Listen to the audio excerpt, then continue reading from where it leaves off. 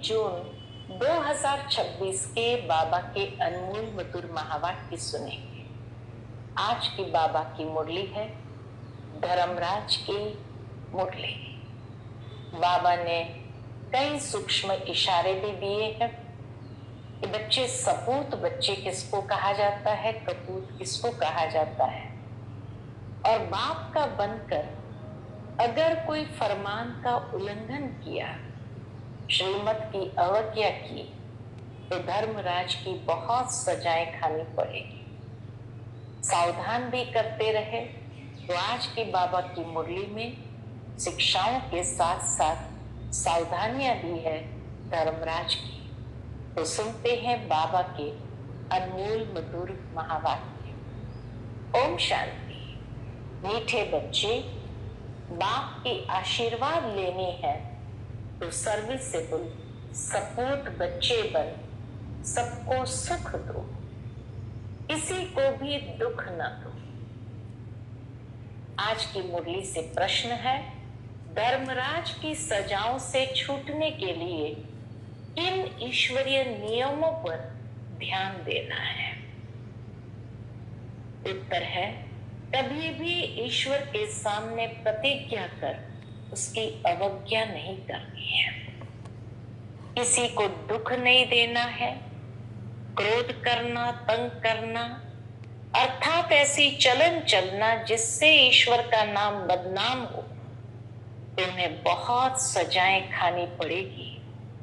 इसलिए ऐसा कोई कर्म नहीं करना है।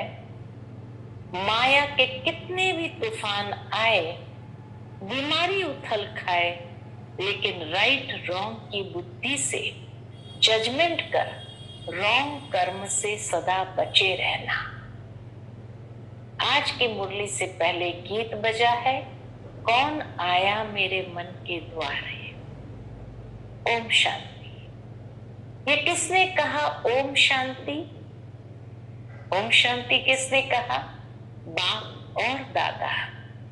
यह तो बच्चों को जरूर निश्चय होगा कि हमारा पारलौकिक बाप है परम पिता परमात्मा शिव, और ये ब्रह्मा सब बच्चों का अलौकिक पिता है। इनको ही प्रजापिता ब्रह्मा कहेंगे। इतने बच्चे और किसको होते हैं क्या, सिवाय प्रजापिता ब्रह्मा के? पहले नहीं थे, जबकि बेहद के बाप ने इनमें प्रवेश किया है, तो यह हो गया दादा।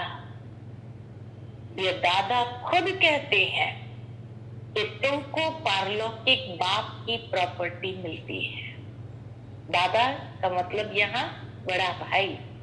तो ये दादा खुद कहते हैं तुमको पारलौकिक बाप की प्रॉपर्टी मिलती है। पोत्रे हमेशा दादे के वारिस होते हैं। उनका बुद्धियोग दादे में जाता है। शिव बाबा दादे भी है, क्योंकि दादे की प्रॉपर्टी का हक मिलना है।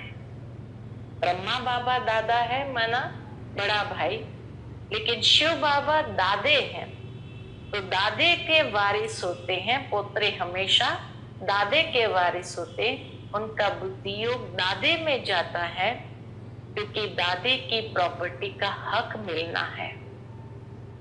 जैसे राजाओं के पास जो बच्चे जन्म लेते रहेंगे, ऐसे ही कहेंगे बड़ों की प्रॉपर्टी है। बड़ों की प्रॉपर्टी पर उन्हों का हक है ही। तुम बच्चे जानते हो कि हम बेहद के बाप द्वारा बड़े से बड़ी प्रॉपर्टी स्वर्ग की बादशाही ले रहे हैं। हमको वो बाप पढ़ा रहे हैं। तुम अब सन्मुख बैठे हो। सन्मुख का नशा भी नंबरवार पुरुषार्थ अनुसार रहता है। सम्मुख का नशा भी हर एक को एक जैसा नहीं होता है, नंबरवार पुरुषार्थ अनुसार रहता है।